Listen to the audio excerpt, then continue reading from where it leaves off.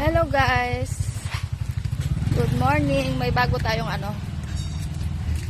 kasama. Imported to, imported. Diyan, sabong to. Nganakin na, natumba na yung bahay niya. Ito po yung bahay ni Ate Virgie. Nakatagilid naman na. Natumba na ah. Nasaan si ading mo? Nantan, so, abong to. Nandun kami dyan, medyo tayo pa. Ganyan na. O di, pag humangin, di wala na. Awoy. So patayak yun. Kaninong lupa itong ate? Hindi yung lupa, sa inyo? Sa amin. Ay, sa inyo magkakapatid? Yan po yung bahay ni Ate Virgie. Nakatagilid na. Isa ka lang dito. Mag-isa ka lang dito, ate? Anak ko ah. May anak ko kaya? Ilan yung anak mo, ate? 5. 5 kayo dito? Akala ko isa nyo dito, sabi nyo sa interview nun. Wala na yung mister mo, ate?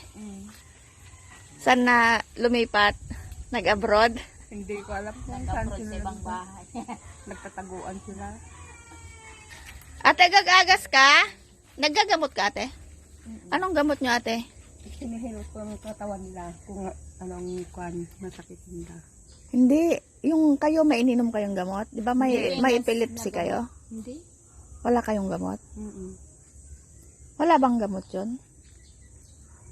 Mayroon, pero walang pangbili. Hindi ako Wala kayong maintenance? Wala.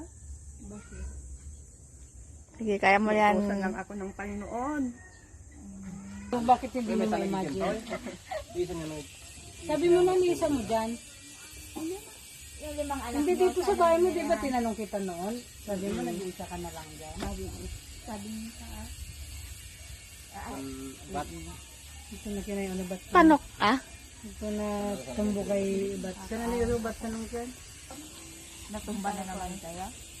Sa Hello, naudi-udi kandeng. Nang sudkamen. Ate, bukod sa bigas at grocery, anong mga mo pa? Wala kang, hindi ka naman nagagamot? Rog-rogi. May nakapanood nung mo kasi, video mo. Ano pang ibang kailangan mo dyan pala sa bukod sa bigas at grocery? Anong ibigay nyo Ay, Yan lang hindi ako nang... Ibigay ng mga tumulong sa'yo. galing yan kay Ma'am Tess Belda. Siya kasi nagpapatanong dati kung gustong ipaayos yung bahay. Hindi ako... Ayan 25 kilos na bigas. At yung grocery naman galing yan sa Dasolanos Reelers. At saka ito ate, cash, pinapabigay ni Ma'am Tess na Bilda. Siya din nagpabigay ng 25 kilos na bigas. Yan, anong masasabi mo ate? Siyempre, bait din yan ang tulungan din ng Panginoon. Alitan ng Panginoon. Salamat, kamo na lang ate Salamat Ma'am Tess. Ibili mo yan natin ng gamot mo tsaka vitamins. At saka kung ano yung kulang dyan sa... Nainom ka alak, te? Nainom ka alak? Hindi? Hindi. Nanigarilyo ka? Wag ate, gatas bilhin mo dyan. Ay, wala akong May kape asukal ka na dyan, biskwit, mga groceries na konti. Ibili mo na lang yan ng mga kulang mo dito kung Ipasok mo na din gusto mo maggatas.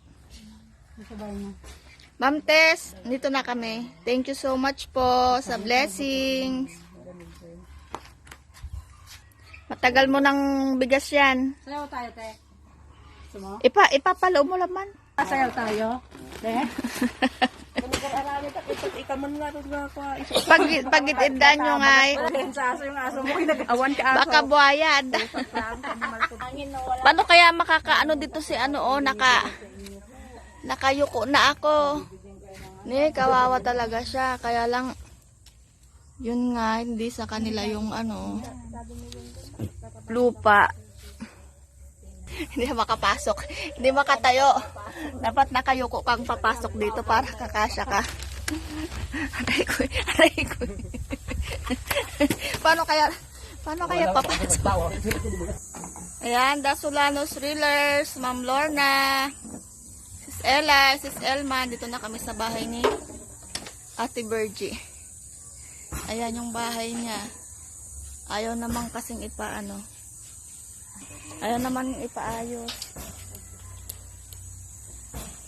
Sige pala ate, punta na kami. Pag willing